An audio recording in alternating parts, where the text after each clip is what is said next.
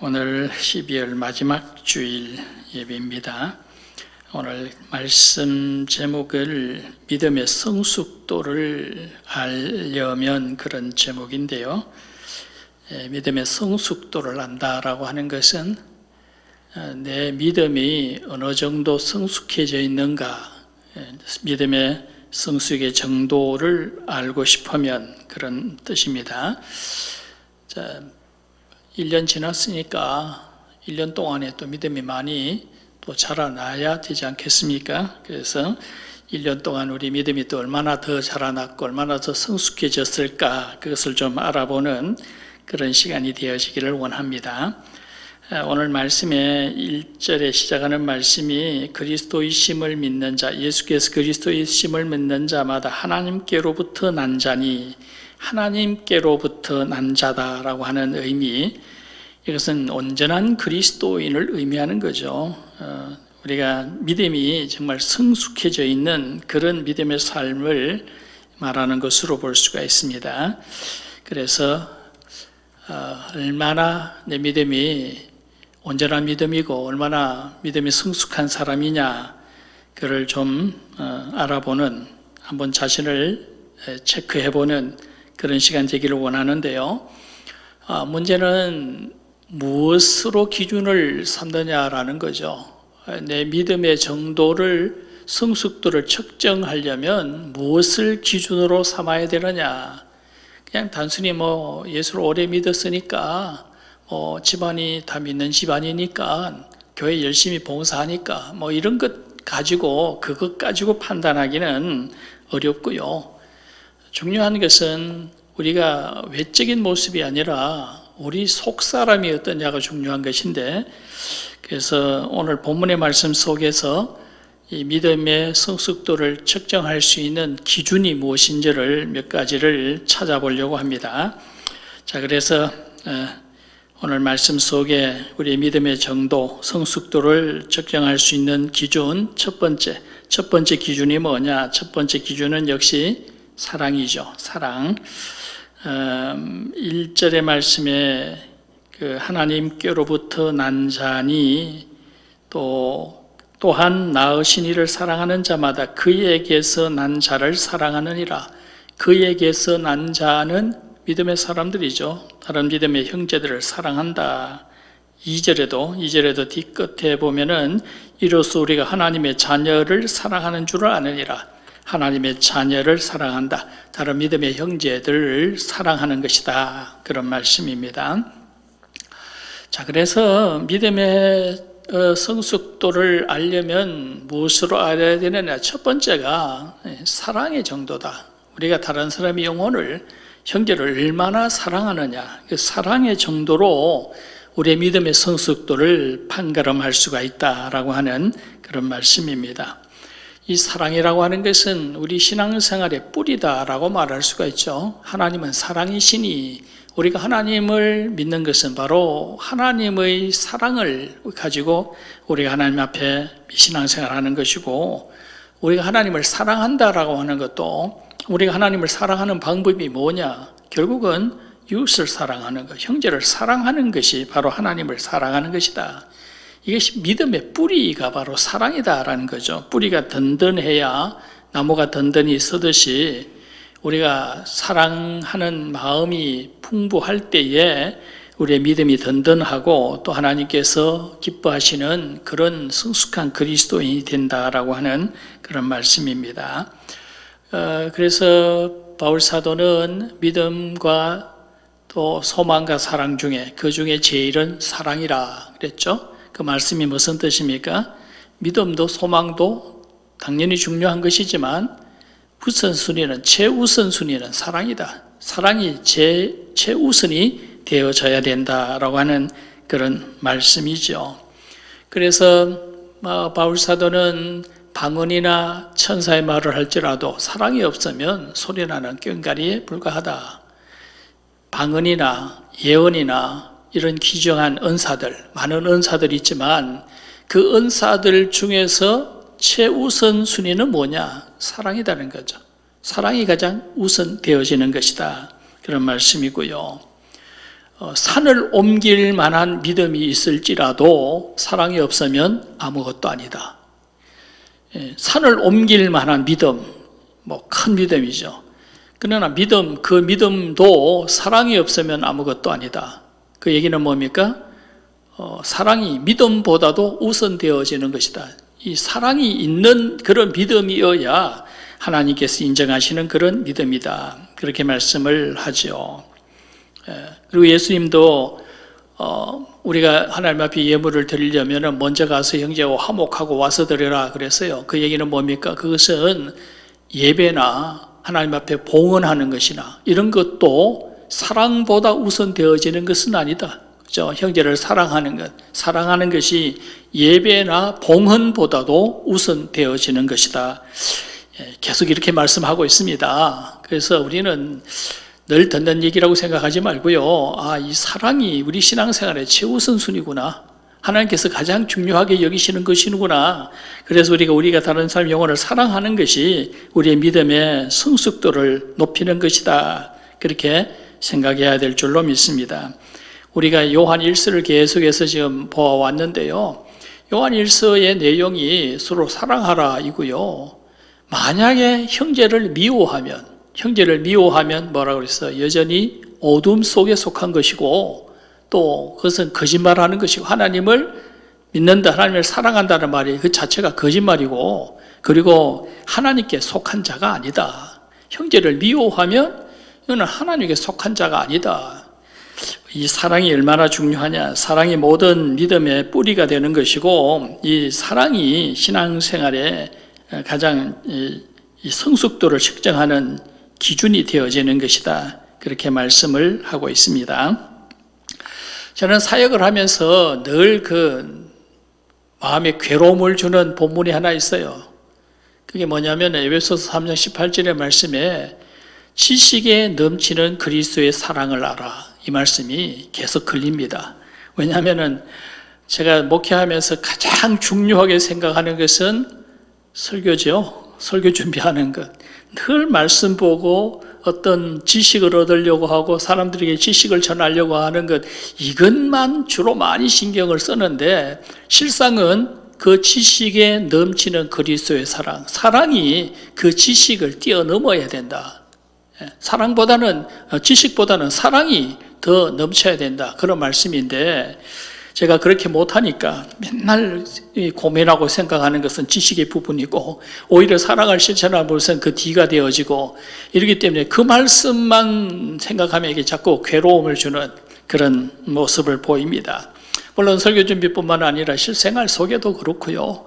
실생활 속에도 제가 너무 지식적인 그런 합리적인 생각이 강하다 보니까 사랑이 우선되어져야 되는데 누구를 판단하든지 누가 대화하든지 항상 사랑이 우선되어져야 하는데 지식이 먼저 나간다는 거죠. 어떤 합리적인 판단, 이것이 먼저는 이 신앙생활의 기본이 아닌데 성숙한 그리스도의 모습이 아닌데 그걸 알면서도 그렇게 살아간다고 하는 것이 참 괴롭다라는 그런 말씀입니다.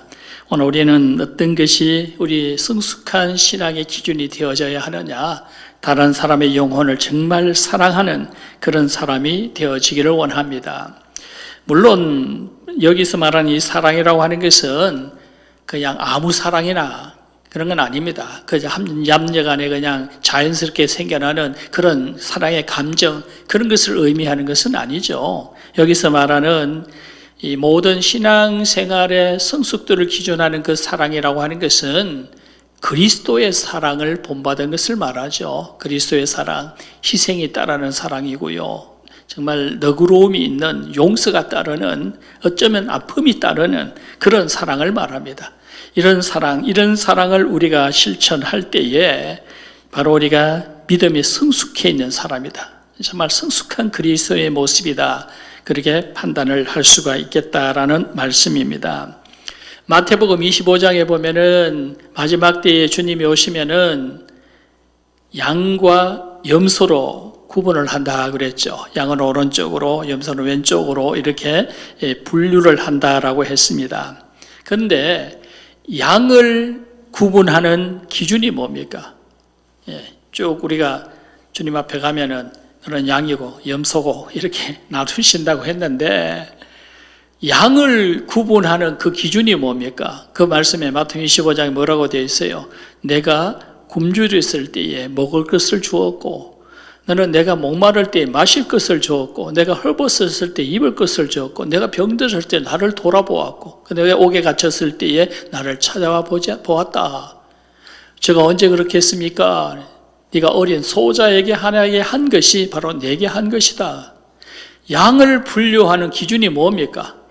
돌아보고 살펴보고 또 아픈 것을 돌아보고 또 필요한 것을 채워주고 이웃에게 사랑을 실천하는 것을 말하죠. 얼마나 이웃에게 많은 사랑을 베풀고 선을 베풀고 그 마음을 정말 그들과 함께 했느냐, 그 영혼을 얼마나 사랑했느냐, 이것이 양을 분류하는데 판단 기준이다, 분류의 기준이다라고 그렇게 말씀을 하고 있는 것을 보죠.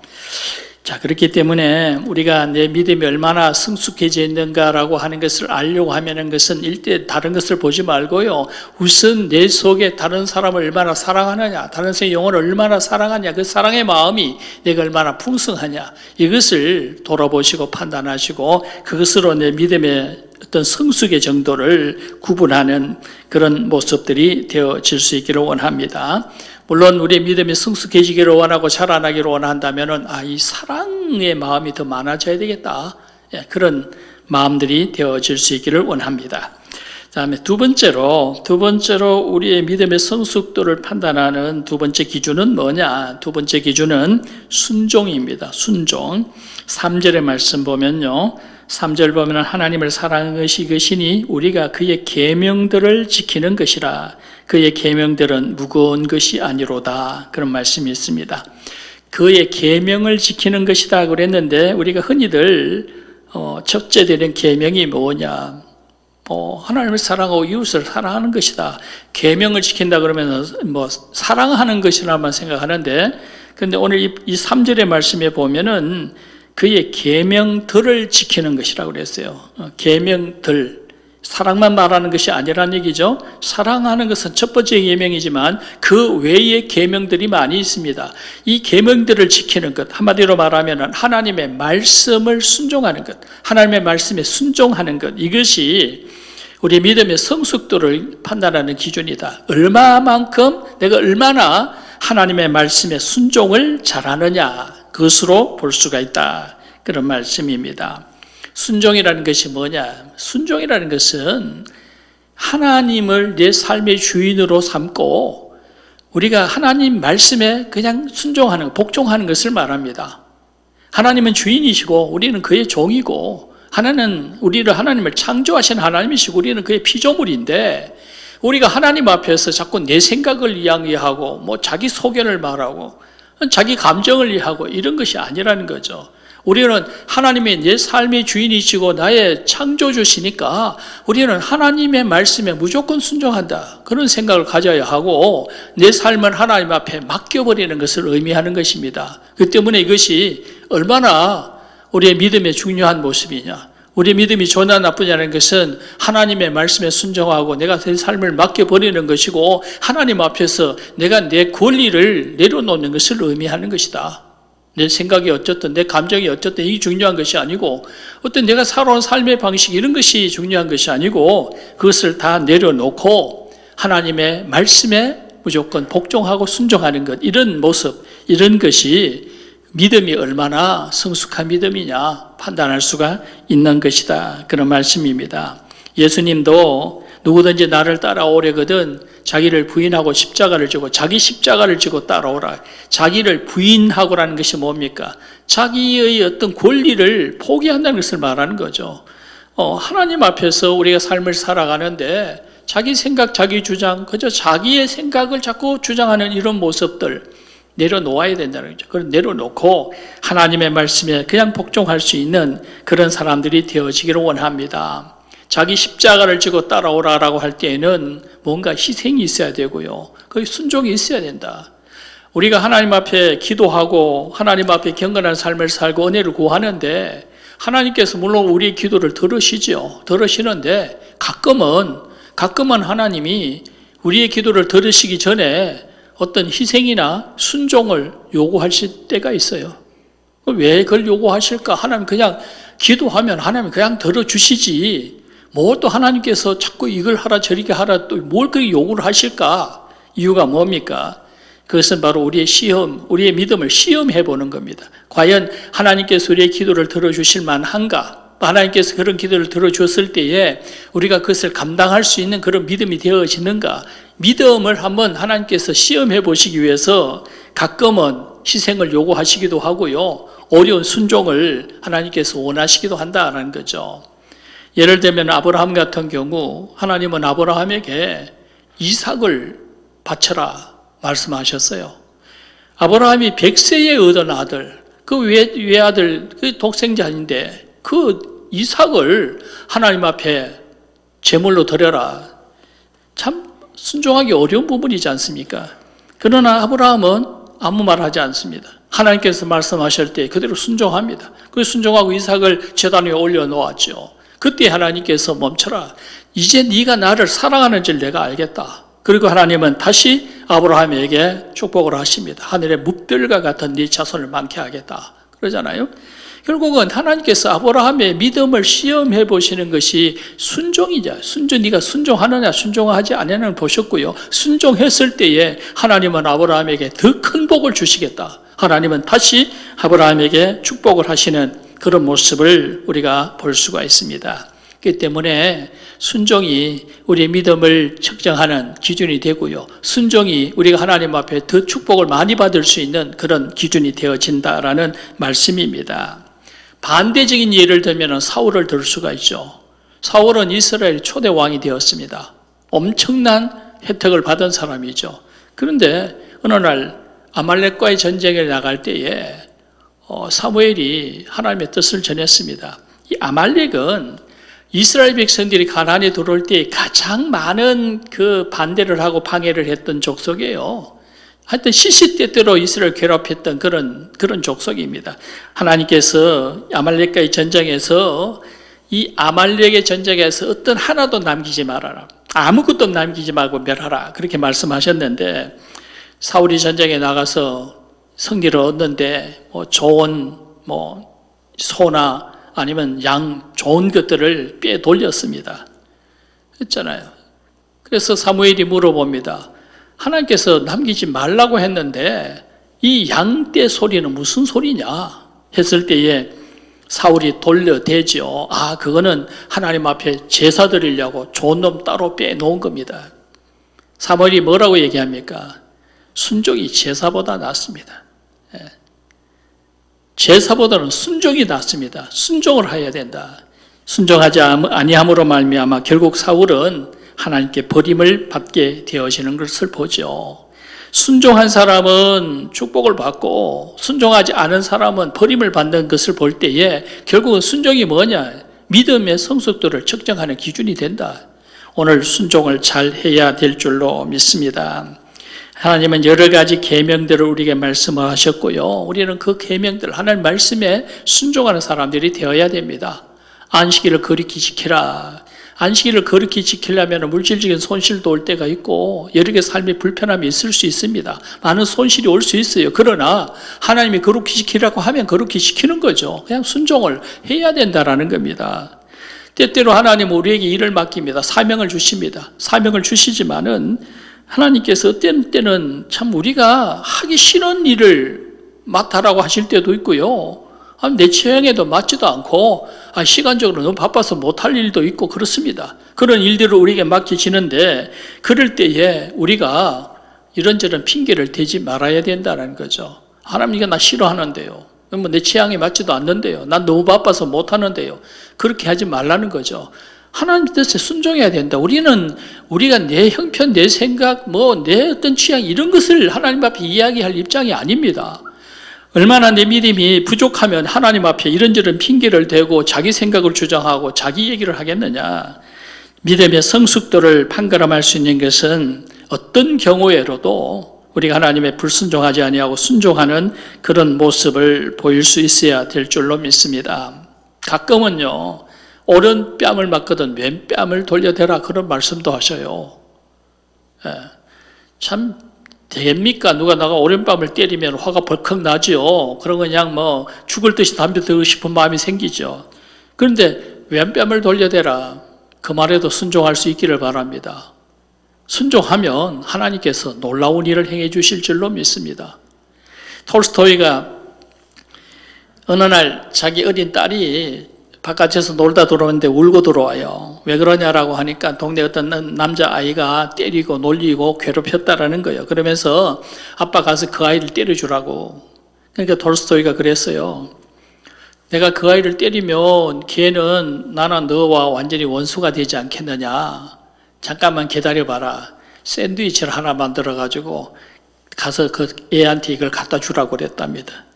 그래서 그 아이가 그 샌드위치를 들고 자기 때린 아이에게 남자에게 갖다 줬다가 그 다음에는 두 아이가 아주 친한 친구가 되어졌다라고 하는 그런 얘기가 있습니다.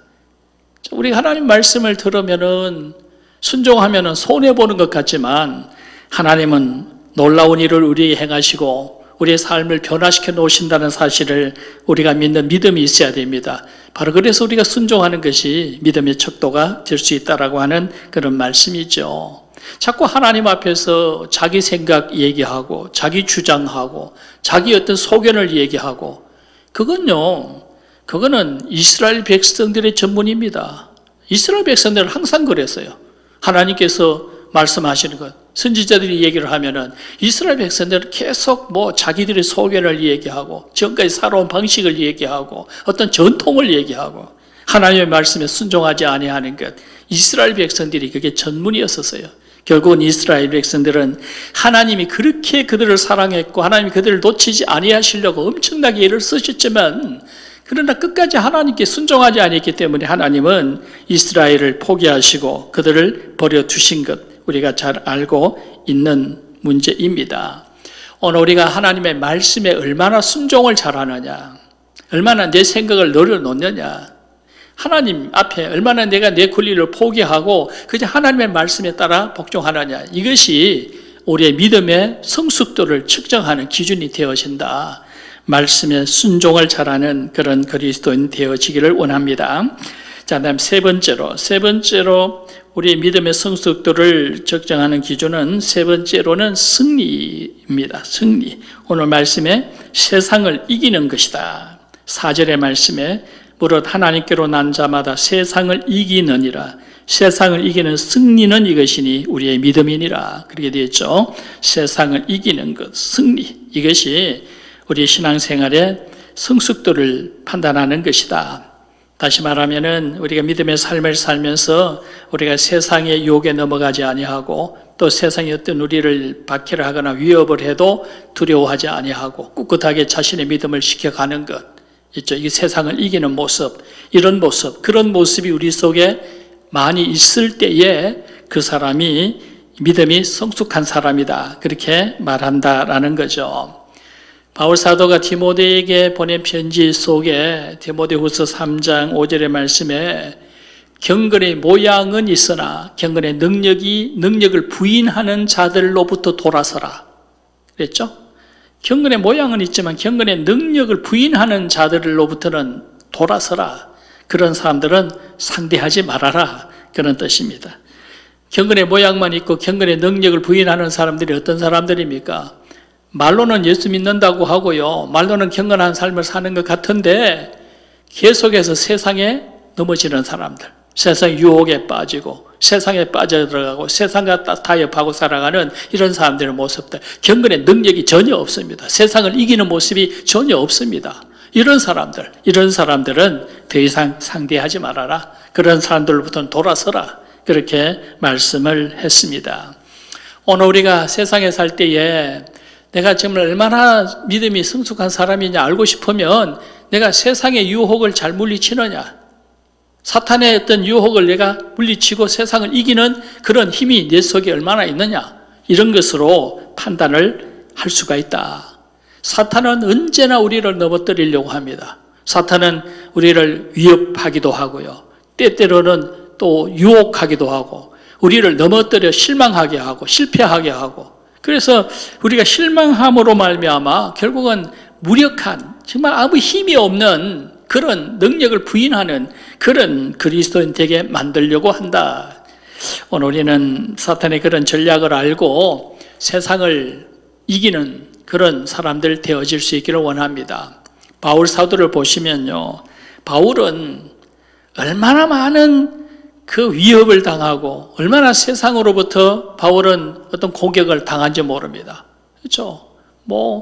위협당하고 때로는 매맞기도 하고 감옥에 갇히기도 하고 추위에 떨기도 하고 굶주리기도 하고 뱀에 물리기도 하고 바울은 수없이 많은 그런 세상의 공격을 당합니다. 그러나 바울은 흔들리지 않습니다. 자신의 사명을 감당함에 있어서 마지막에는 처형을 당해도 순교를 당해도 꿋꿋하게 자신의 사명을 감당하고 세상을 이기는 유혹에 빠지지 아니하는 그런 모습을 보여주었습니다.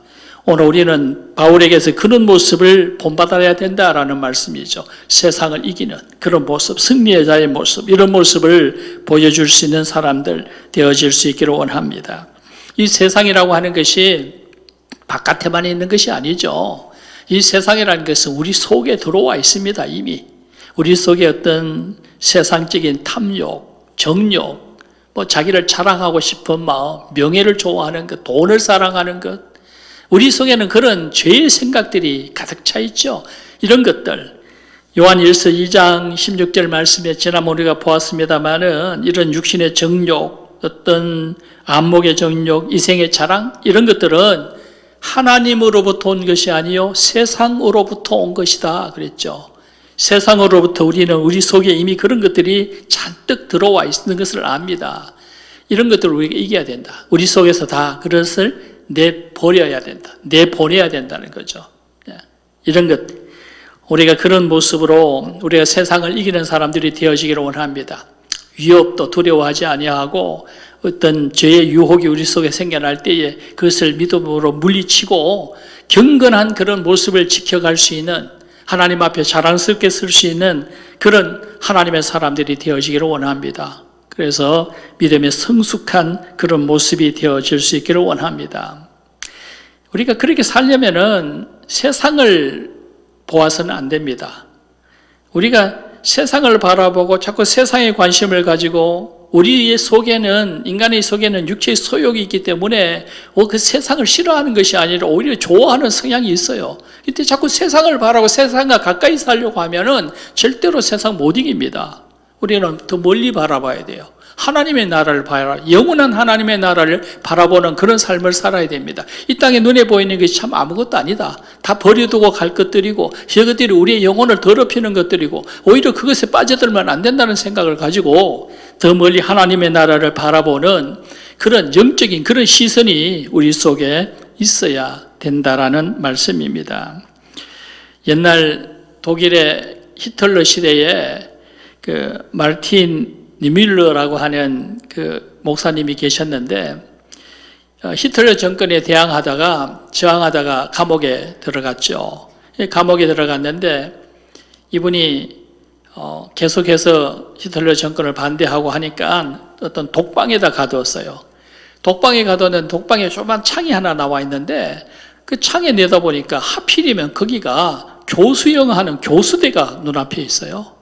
그래서 수시로 거기서 사람들이 교수형을 당하고 어떨 때는 교수형 당한 사람이 그냥 거기에 매달려 있는 그런 모습도 보게 되어지고, 그렇기 때문에 처음에는 그 목사님이 창에 계속 그것이 보이고 사람이 그래서 교수형 당하는 모습이 들리고 소리도 들리고 하니까 밤에 잠만 자면은 자기가 그 교수 당하는 그게 그렇게 꿈을 꾸게 되고 눈에 보이더라는 거죠.